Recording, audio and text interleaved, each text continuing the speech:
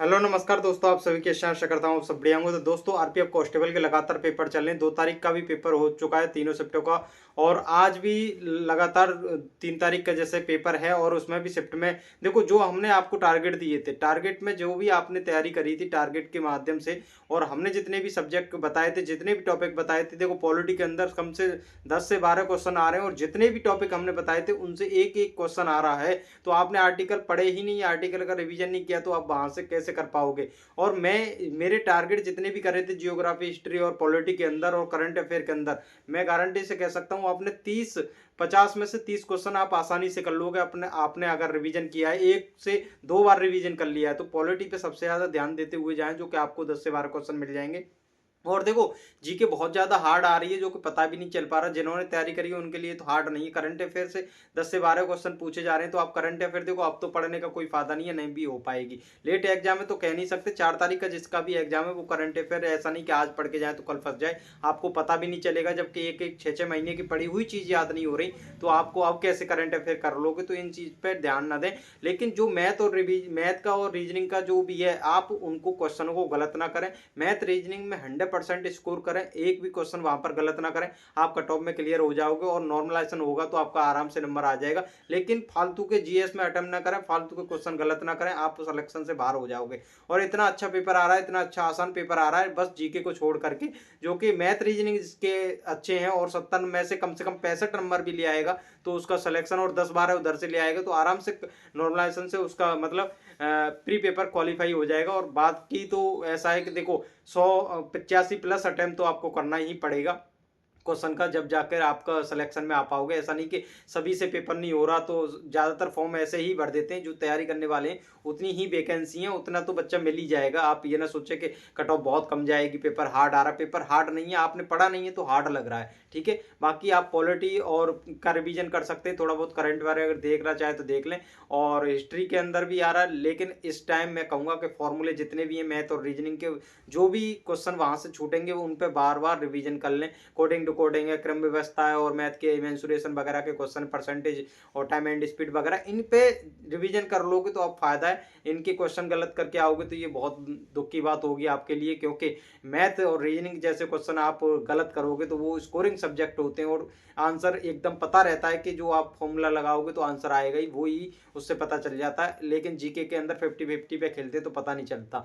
लेकिन मेरे अभी वीडियो बनाना बंद कर दिया था, मैं वीडियो नहीं बना पा रहा। और मैं एनटीपीसी के लिए और ग्रुप डी के लिए काफ़ी टारगेट दूंगा, जिससे कि आपका अच्छा स्कोर हो जाएगा। और एकदम सटीक सब्जेक्ट और सटीक फिजिक्स, केमिस्ट्री, बायोलॉजी के लिए बुक बताऊंगा, जहाँ से पढ़ना है। डायरेक्ट क्वेश्चन आते हैं मैथ रीजनिंग में, क्या क्या पढ़ना है, कौन से टॉपिक से क्वेश्चन आएंगे, आपको डिक्टो पता चल जाएंगे उनके लिए। लेकिन मेरा अभी जैसे कि एएलपी का CBT 2 का पेपर है, तो अभी 19 तारीख का पेपर है, तो इसलिए मैं वीडियो कम बना पा रहा हूँ। और उसके लिए मैंने भरा था फॉर्म, और तो उसकी मेरी तैयारी चल रही है। 19 दिन बचे हुए हैं, और मेरा जॉन भी ऐसा ही है, जो कि बहुत ज़्यादा मेहनत करने की ज़रूरत है। बिलासपुर जॉन से मैंने फॉर्म भरा था, तो उसकी तैयारी चल रही है। बाकी इसलिए मैं टारगेट जो भी वीडियो नहीं बना पा रहा। बाकी ये सूचना मैं जो दे रहा हूँ इसलिए दे रहा हूँ कि आपके जो मेहनत कर रहे हैं, करिए पीछे आरपीएफ कांस्टेबल के अंदर। जो आरपीएफ में अब जो आने वाले पेपर हैं, जिस किसी का भी होगा, उसके लिए बस ज़्यादा फालतू की चीज़ें ना देखें, ज़्यादा वीडियो पर ध्यान ना दें। मैथ रीजनिंग के जितने भी फॉर्मूले ट्रिक वगैरह हैं उनको याद कर लें, पॉलिटी का रिवीजन कर लें, और हिस्ट्री वगैरह थोड़ा बहुत नजर मार लें।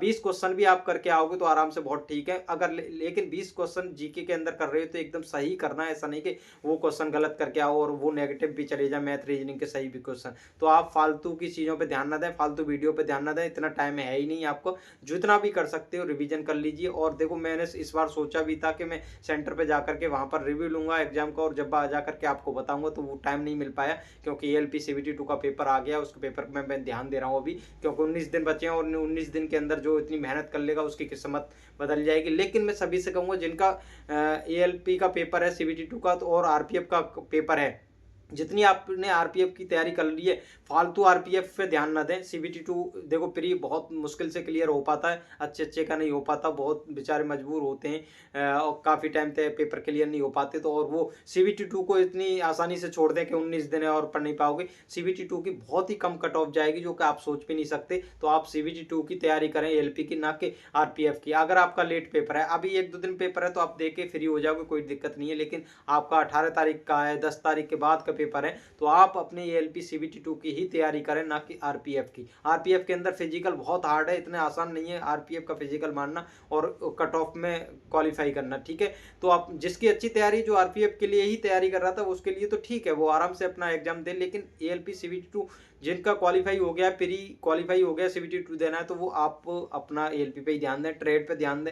आपकी अब पक्की जॉब हो जाएगी, कोई नहीं रोक सकता। बहुत कम कट ऑफ जाएगी 19 दिन के अंदर। हर कोई बुक नहीं खरीद पाता, हर कोई पढ़ाई नहीं कर पाता 19 दिन में, और हर कोई उस हिसाब से पढ़ाई नहीं कर पाता जो कट ऑफ में आना चाहिए। किसी की प्री में कैसी तैयारी थी, इसमें बहुत कम कट ऑफ पे सिलेक्शन हो गया बच्चों का। फिजिक्स अच्छे से तैयार नहीं है उनकी, प्री पेपर में भी नहीं करी थी, तुक्के से मैथ रीजनिंग से हो गया, जो कि अब नहीं हो पाएगा CBT 2 में ऐसा पेपर। ट्रेड में ही बहुत सारे बच्चे फेल होंगे, फिर साइको में फेल होंगे, बहुत सारी दिक्कतें इसके सामने। तो आपकी अच्छी तैयारी है तो आप ALP CBT 2 की तैयारी करें, आपकी जॉब एक पक्की हो जाएगी और 4-5 महीने में आपको अच्छे से जॉब मिल जाएगी, ठीक है। तो बाकी रिव्यू के बारे में मैं बताता रहूँगा जिन जिन का पेपर है। और स्टैटिक पार्ट पे देखो, अब तो ध्यान देने का कोई फ़ायदा नहीं है, थोड़ा बहुत दे सकते हो, शास्त्रीय नृत्य नृत्य वगैरह, लोक नृत्य वगैरह, इन इन टॉपिकों पे थोड़ा निगाह मार दीजिए बस, और नहीं। बाकी अपना पॉलिटी के देख जाएँ, 10 से 12 क्वेश्चन हो जाएंगे, और हिस्ट्री पे इतना से आपका काम हो जाएगा। बाकी और किसी पे सब्जेक्ट पे ध्यान न दें, मैथ रीजनिंग का रिवीजन करते रहें, ठीक है। मिलते हैं अगली वीडियो में, धन्यवाद।